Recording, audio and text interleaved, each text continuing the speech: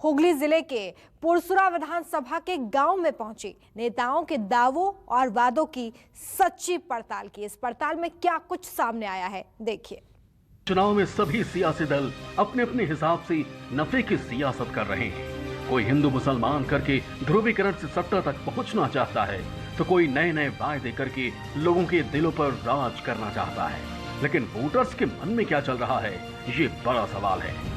उत्तर जानने और समझने के लिए न्यूज़ 24 की टीम हुगली जिले की पुरसुरा विधानसभा इलाके में पहुंची है। चुनावी मौसम में हर नेता जानता है कि उसको वादा क्या करना है, लेकिन जनता बहुत समझदार है।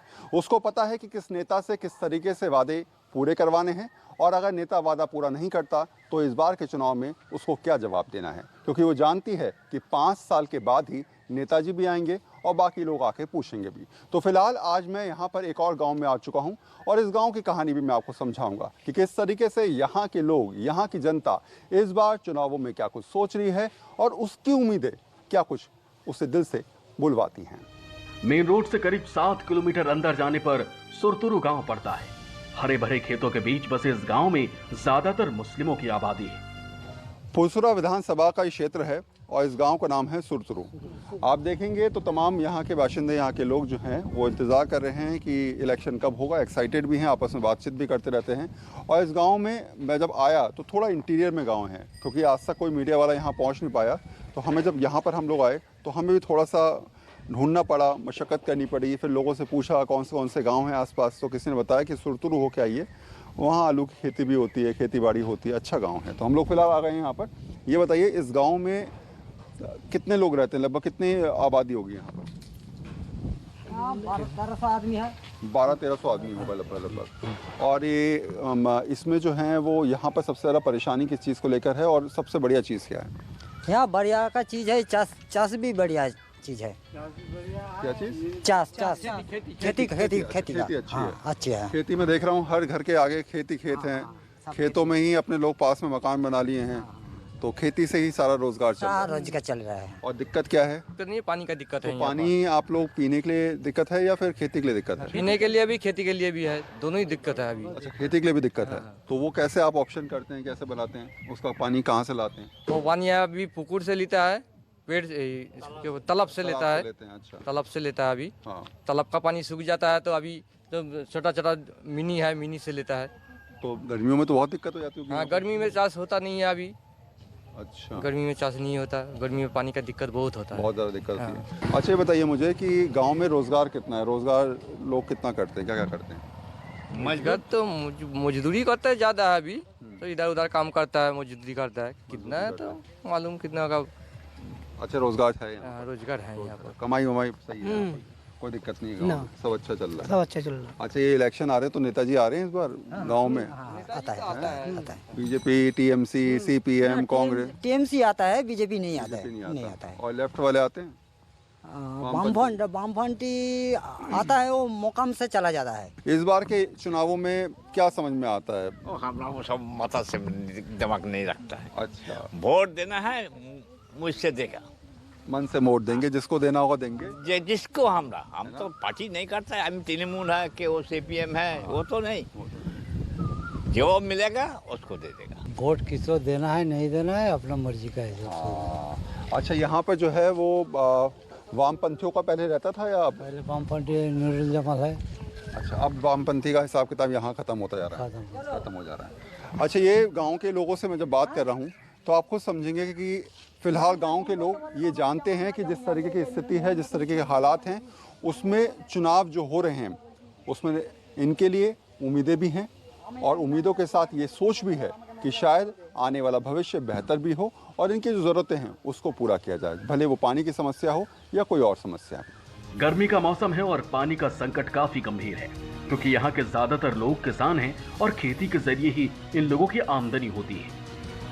हम जिस गांव में आए हैं, ये गांव पूरी तरीके से खेती के ऊपर डिपेंड करता है। आप देखेंगे तो आपको चारों तरफ यहाँ पर खेत नज़र आएंगे और खेतों के बीच में ही मकान भी नज़र आएंगे, यानी कि यहीं पर रहना है, यहीं खेती करनी है और यहीं अपना गुजर बसर करना है। इस गांव की सोच और इसकी समृद्धि के पीछे भी कारण यही है कि यहाँ पर तमाम लोग खेती को ही अपने रोज़गार के तौर पर देखते हैं उसको करते आए हैं और उसी के ज़रिए पैसा कमाने का लगातार प्रयास भी करते हैं। तो इस गांव में एक और बात भी आप समझिए कि खेती के साथ साथ यहाँ के लोग रोज़गार जो करते हैं वो बाहरी इलाकों में करते हैं, यानी कि उत्तर प्रदेश में, राजस्थान में, और जो लोग यहाँ रहते हैं वो केवल खेती करके ही अपना गुजर बसर करते हुए नजर आते हैं। हालांकि गांव के लोग खुशकिस्मत हैं क्योंकि उन तक सरकारी योजनाएं पहुंची हैं। इन्हीं योजनाओं के तहत गांव में कई लोगों के पक्के घर और शौचालय भी बने हैं। अब्दुल ज़फ़र मलिक साहब मेरे साथ हैं और ये इनका अपना घर है, पुश्तैनी मकान है जी। और इसी गांव में पीढ़ियों से रहते हैं। पिछले कुछ समय में रोज़गार में कितना अंतर पड़ा? के रोजगार जो कभी थोड़ा हो जाता अल्लाह जो देता है लग आप लोग का दुआ से। लॉकडाउन में कितनी दिक्कतें हैं? वो बन रहता है एकदम पूरा पुलिस स्टे कर घर दिया। का खर्चा कैसे चला लॉकडाउन वो में? जा थोड़ा गवर्नमेंट से थोड़ा मिल जाता है अपना चल पूरा क्या मिला सरकार से? सरकार से चावल मिला है और क्या गेहूँ मिला और कोई नहीं। 1 किलो को चावल 1 किलो गेहूँ। ममता सरकार ने दिया। कोई जो सरकार अभी है कोई ममता का लेकर अच्छा, जो अच्छा। सरकार में रहता है वही देती है और क्या क्या मिला गाँव में? और कुछ नहीं। और पैसे मिले कुछ? ना पैसा हम लेता नहीं, जो अल्लाह दे सूरब देने वाला बहुत है, हम लिया नहीं। अच्छा, शौचालय गांव में कितने होंगे लगभग? जी। टॉयलेट कितने हैं गांव में? टॉयलेट सबका घर में सबके घर में सरकार दिया है, 900 रुपया में टॉयलेट दिया है। अच्छा, मुझे चलो अब चुनावों पे आ जाते हैं थोड़ा सा। इलेक्शन में मैं देख रहा था गांव के अंदर आते हुए हर जगह झंडे ही झंडे लगे हैं, खूब सारे। तो ये पहली बार इतने झंडे देखे या फिर लगा कि हर साल इलेक्शन? तो कहाँ है? मैं उधर देख रहा था रोड साइड में। रोड का बाद इधर तो झंडा तो नहीं है। तो क्या ऐसे इलेक्शन वाला माहौल कभी ऐसा देखा था या हर बार ऐसे ही मांगता? ऐसे ही चलता है वो, कोई हम लोग इधर कोई झंझट कुछ नहीं। ऐसा नहीं है इधर इलेक्शन का जैसा पहले माहौल रहता है? एक ही रहता है, कोई अपना अपना काम में रहता है, इलेक्शन जब में वोट देता चला आता है। नेताजी आ रहे हैं यहाँ पर वोट मांगने आए? नेताजी अभी तक नहीं तो कोई सब बोल जाता वोट, सब पार्टी भी आता है वोट दो, हम लोग को भी देता है। कोई वादा करके जाता है? नहीं वो सब कुछ नहीं है। काहे मेरा है, हमको काहे देगा? मेरा बना हुआ है ना, हाँ। गरीब को देना चाहिए। हाँ। गरीब लोग तो को जिसको बना हुआ है उसको भी दे रहे हैं? नहीं उसको नहीं दे रहे ना? नहीं। हाँ, जिसका बना नहीं। जैसे हाँ हमरा है शौचालय, हमको काहे देगा? हाँ। अगर हमरा नहीं रहेगा तो हमको देना ही पड़ेगा। हाँ। जिसका है उसको नहीं मिलेगा, हम सीधा बात जान। अच्छा, ये तो लॉकडाउन में क्या स्थिति रही यहाँ पर? यहाँ पर स्थिति अच्छा ही था, कुछ तकलीफ नहीं हुआ। कुछ तकलीफ नहीं हुआ? नहीं। अनाज वनाज मिलता रहा दीदी की तरफ से? दीदी का तरफ से चावल मिला, गेहूँ मिला, हाँ। ये 2 चीज मिला है। अच्छा, दादा की तरफ से कुछ मिला? नहीं, दादा तो कुछ नहीं दिया। दादा कुछ नहीं दिया? नहीं, जिसका बीपीएल कार्ड है उन लोग को मिला है। हाँ। चावल एक आदमी को 3 किलो करके दी से, हम लोग को नहीं दी से। अच्छा, आपको जो है वो नहीं मिला? नहीं, हमारा बीपीएल नहीं है, एपीएल है। एपीएल है। हाँ, इसीलिए दादा नहीं दिया है। और गैस का कनेक्शन जो है? नहीं, मेरा ऐसी है। अच्छा, अपना है? हाँ, अपना जी। है। हाँ। ये बताओ मुझे कि अभी शौचालय मिला? ना पाइने आपको नहीं मिला? ना। अच्छा, अपना है आपके पास? है। और रोजगार? प्रतिबंधी है उसका? है, प्रतिबंध है। क्या करते हैं? हैं एमनी बस बेकार बसे है, एमनी की अल्प खेती बाड़ी। अच्छा, ये बताओ मुझे कि यहाँ बीपीएल वाले भी हैं, ये थोड़ा समृद्ध गांव मुझे लग रहा है कि यहाँ पर जो है वो कई ऐसे जिन्होंने सब्सिडी भी छोड़ दी कि हमको नहीं चाहिए, हम अपने आप में कर लेंगे। तो गरीब परिवार के लोग जो हैं वो यहाँ कितनी जनसंख्या होगी लगभग? थोड़ा बहुत कम ही है इधर गरीब। हाँ, उसको मिला है बीपीएल, सब सरकारी योजना मिला है उसको। और यहाँ पर गैस कनेक्शन जो उज्ज्वला योजना के तहत है वो है लोगों के घर में? नहीं, इधर नहीं है, इधर अपने अपने खरीदा है। तो अपने हाँ। तो यानी जो है वो कहा जाए तो उम्मीदें लगभग पूरी हैं, और उम्मीदें इसलिए बढ़ जाती हैं कि विकास चाहिए तो और चीज़ें मिलनी ज़रूरी बन जाती हैं। खैर, चुनाव चल रहा है, चुनाव की प्रक्रिया में ये लोग शामिल भी हैं। इनका ये मानना है कि आने वाले दिनों में जो कुछ भी हो, जैसे भी स्थिति बने, जो भी नेता चुने, बस इनकी सुने और इनके हिसाब से यहाँ के विकास कार्य में प्रगति लाने की कोशिश भी करें। बंगाल चुनाव में हिंसा का बोलबाला रहता है। सियासी संघर्ष के साथ साथ देसी बमों की आवाज भी गूंजती है। ये गांव भी चुनावी हिंसा का शिकार हो चुका है। 20 दिन पहले ही इस गांव में देसी बम फटा था, जिससे गांव के लोग सरकार और प्रशासन से काफी नाराज दिखे। अच्छा, गांव में हम जा रहे थे तो कुछ और लोग भी हमको मिल गए। तो इस गांव में ही रहते हैं आप यहाँ पर? हाँ। कहाँ रहते हैं? ये सामने पड़ा है। अच्छा, सुनते पड़ा। तो इस गांव में सबसे बड़ी दिक्कतें क्या क्या हैं? क्या परेशानी है जो आपको लगता है कि यही ग्राम में आगे 10 বছর আগে খুব ভালো ছিল, গ্রামটা সুন্দর, একবারে সুসজ্জিত সুন্দর ছিল। কিন্তু বর্তমান পরিস্থিতিতে এখানে যা পরিস্থিতি সৃষ্টি হয়েছে, সেই সৃষ্টিতে এখানকার ছেলেমেয়েরা কেউ স্কুল যেতে পারছে না, টিউশনি যেতে পারছে না, এই পরিস্থিতি তৈরি হয়েছে।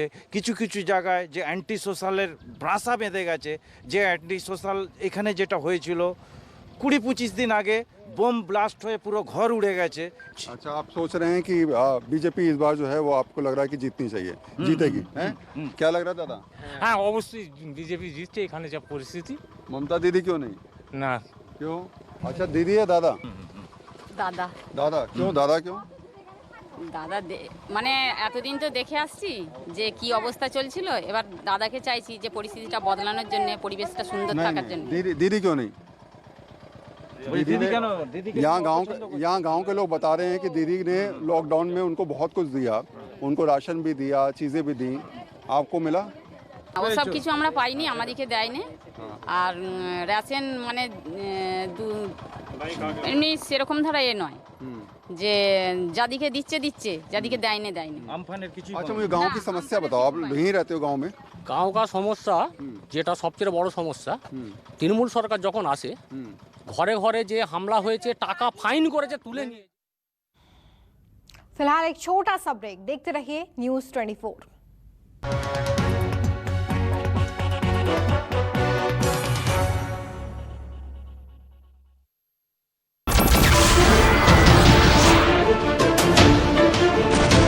नमस्कार, मैं हूं मानक गुप्ता। अगर आपको हमारा ये वीडियो पसंद आया हो तो इसे लाइक और शेयर जरूर करें, और हां, हमें सब्सक्राइब और फॉलो करना ना भूलें ताकि आप देश और दुनिया की कोई खबर मिस ना करें। तो जुड़े रहिए हमारे साथ और देखते रहिए न्यूज़ 24।